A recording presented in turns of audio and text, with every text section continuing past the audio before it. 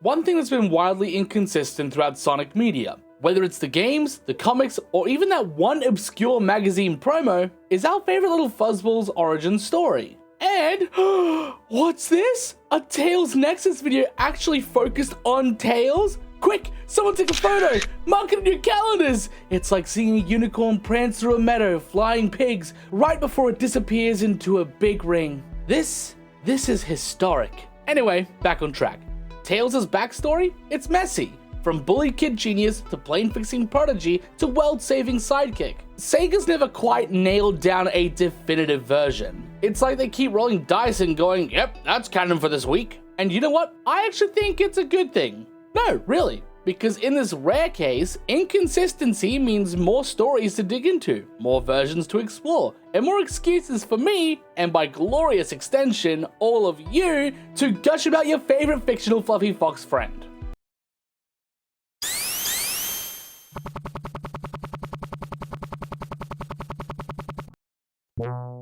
Welcome to Tails Nexus, the only channel where the host may or may not be experiencing a Tails-related identity crisis, but you're still strapped in for the ride. And today, we're actually talking about him. Not Shadow, not the state of the comics, not GUN, or some morally grey Eggman plotline. We're talking about Miles Tails Prower. And listen, real talk, I haven't given our two-tailed champion enough love lately. And for that, I should be executed immediately. No trial, no jury, just straight to the egg golem's jaws. Shameful. Speaking of my previous videos, my almost 30-minute ramble about the IDW comics, which at the time of writing this still hasn't premiered, got a cheeky little comment saying I might get cancelled. And my response to that is simple. Yes! Cancel Tails Nexus! I will lead the... Wait a second, that's me.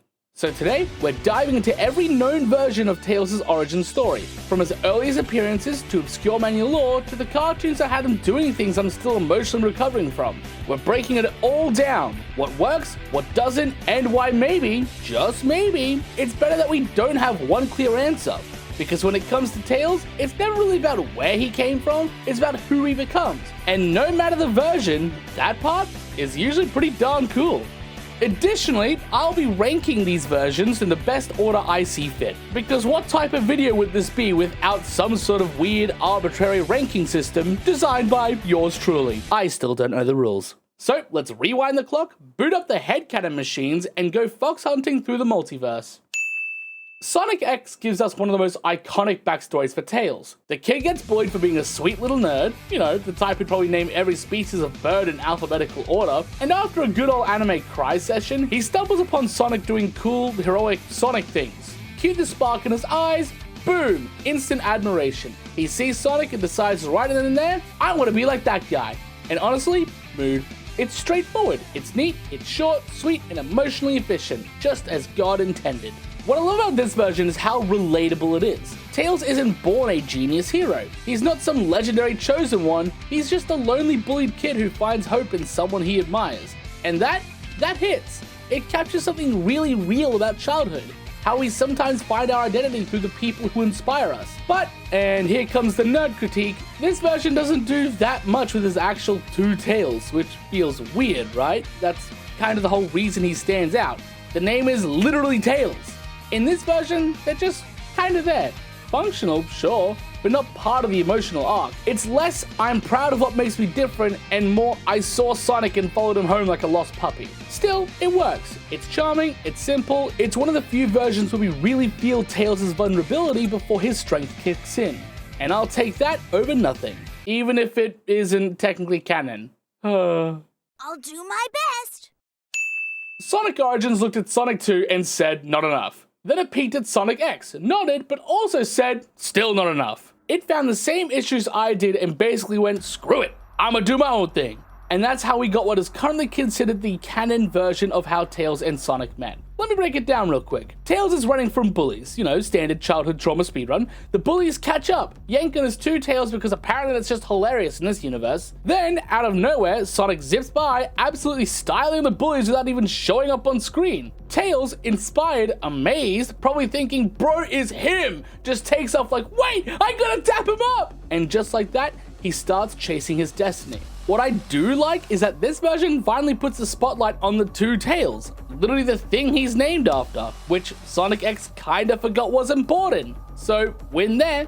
But it also doesn't really showcase Tails' mechanical genius, which isn't a huge fault. I mean, it's a tight little cutscene, and trying to squeeze in both trauma, inspiration, and robotics class might have been asking a bit much. It knows what it's about, and it does that part well. Overall, it's a nice fusion of ideas. Classic setup, anime heart, modern polish, and for once, Sega gave it the "yep, this is canon" stamp.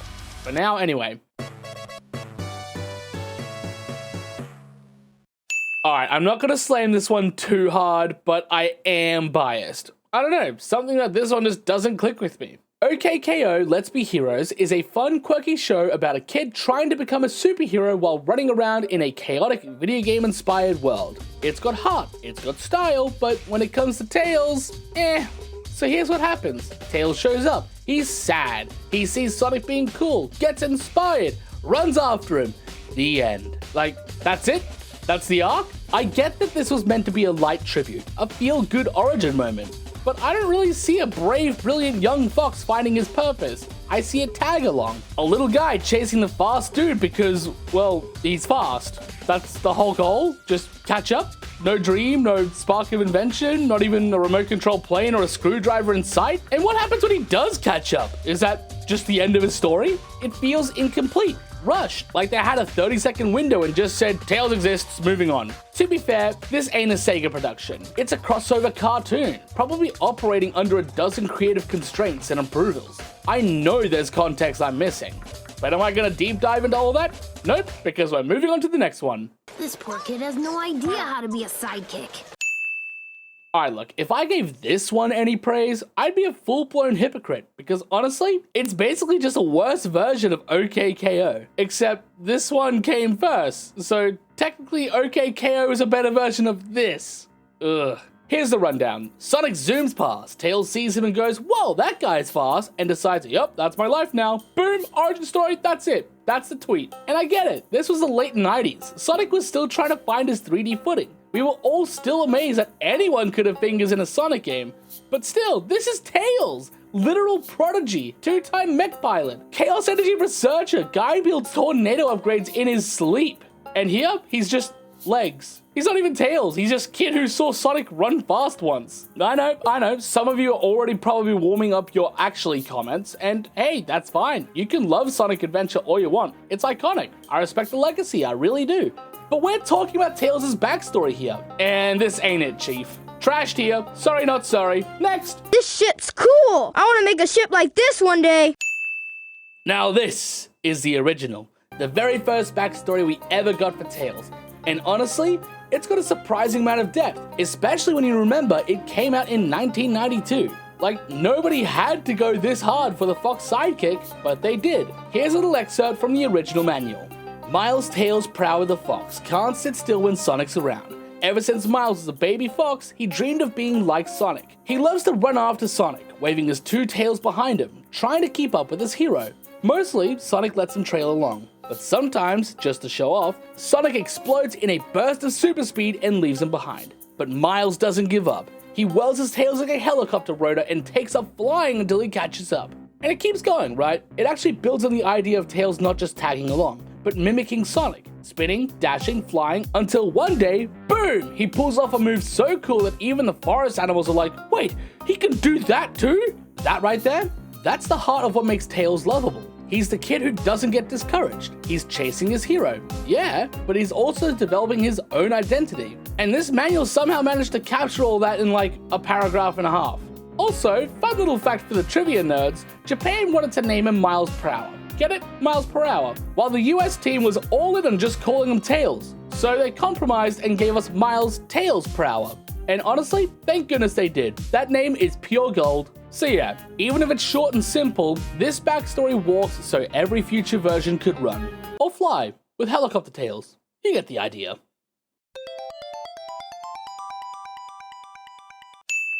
Now look, this series is honestly just, how many drugs did they take making this? No, seriously, it's so hilariously cursed that I'm pretty sure it's physically impossible to pause on a single frame, show it to someone random, and have them understand what the hell is going on. It's like Looney Tunes met a speedrunner who hadn't slept in 3 days and let them direct. Tails' backstory? Oh yeah, it is not spared from this unhinged energy. It's comical, it's chaotic, it is absolutely 100% non-canon because there is no way anyone at Sega would look at this and go, yep, we'll print that one out. So what happens? Well, Sonic does a weird little jig, like a full-on dance break. I'd say it's a reference to the games, but the whole Sonic dancing thing didn't really start until way later into the franchise, which raises a deeply cursed question. Did Adventures of Sonic the Hedgehog predict Sonic's dance moves? Like, is this where it started? Is this canon? Nope, we're not doing that. We're not falling down that rabbit hole. Back to the plot. Sonic does his freaky dance, gets headbutted by Tails who fell out of a tree, who I might add falls just like a koala, except smarter and less evolutionarily challenged. Nature really did my native tree huggers dirty. Sonic's obviously ticked off, but then Tails explains that he got kicked out of his home, and now he has nothing and nowhere to go. Then they go back and forth in a very weird debate about what animal Tails even is. Sonic's like, you're a fox! And Tails just flat out rejects that because, you know, he can fly. As if that's the only requirement for species reclassification. Then Tails drops this one line which is honestly just mood. You wanna see me cry? Full-blown relatable energy, and then, just to really twist the knife, he drops another line that's clearly just Sega of America throwing shade at Sega of Japan. Like, you know what you did, you're not slick. What's your name, Squirt? It's Miles. Miles? Yeah, I hate it. But honestly, despite the nonsense, or because of it, this one's kinda special. It's silly, it's chaotic, and it feels like something a kid would imagine while playing with action figures hopped up on red cordial. It's not canon, but it's not serious. But it's precious, and it's ours. You wanna see me cry? Yeah, you thought I wouldn't touch these? Well, I still kinda won't. Not even with a 10-foot pole. Why, you ask? Simple. I don't have the energy, the willpower, or the sheer determination needed to read through Fleetway, let alone crack open the Archie comics. Look, I love Tails, but even I have limits. Just like the rest of these quick rundowns, this one's gonna stay short and surface level because I want to leave a few breadcrumbs in case you want to dive deeper into these alternate backstories for our two-tailed friend. So, go ahead and put on your wild theory hat because if you thought Adventures of Sonic the Hedgehog was out there, Fleetway makes that look like a documentary. Fleetway Tails comes from a completely different dimension full of foxes. It's literally called the Unnamed Zone. He gets teased for having 2 tails, classic. Then suddenly gets tossed 6 months into the future. Yep. He tries to find Emerald Hill Zone because he heard the name and thought the roads were actually made of emeralds. Honestly, fair assumption. But instead, he gets lost, ends up stuck in some spooky swamp area, and almost drowns. Sonic finds him, saves him, and Tails decides to tag along for the rest of the adventure like it's no big deal. It's a totally off-the-wall origin story, but honestly, it's kind of creative in its own quirky way. And fun fact, the whole time travel thing might actually be a reference to how Sonic 2 was originally going to include time travel like Sonic CD did. So hey, for all its chaos, great job Fleetway, you made something truly unique. Alright, strap in, because this one's a bit more grounded than Fleetway, but still very comic book coded. As early as he could remember, Miles Prowl was living in the city of Mobotropolis, being raised by a woodchuck named Rosie. Yep, Rosie Woodchuck. Comics, folks. Anyway, things go downhill fast once Eggman takes over the kingdom of Acorn, and little Miles is forced to flee the Knothole village as a refugee. And just like almost every version of his story, the twin Tails makes him an easy target for teasing, which is how he ends up with the nickname Tails. Now, here's where things get a little sweeter. Sonic shows up to the village, sees a sad little fox getting picked on, and decides to cheer him up. That one moment becomes a turning point for Tails. Inspired by Sonic's confidence and charm, he starts looking up to him and chooses to follow in his footsteps. Literally and metaphorically. Honestly, it's a surprisingly touching version of his backstory. It's got heart, and there's a genuine sense of growth here, which is something comics can do really well when they're not busy throwing in time travel, alternate universes, or rewriting entire character arcs because someone blinked wrong. That said, like a lot of comic lore, this version relies pretty heavily on you already knowing who people like Rosie Woodchuck or what the Kingdom of Acorn is. If you don't, you'll probably spend a solid hour googling names wondering if you just missed a whole game. Spoiler, you didn't. That's just how comics work. They introduced 10 new characters and a government coup before breakfast. Still, it's a unique take on Tails' story. It doesn't just make him a tag along, it gives him real motivation, a sense of struggle, and a world that actually feels lived in. So yeah, points to Archie for that.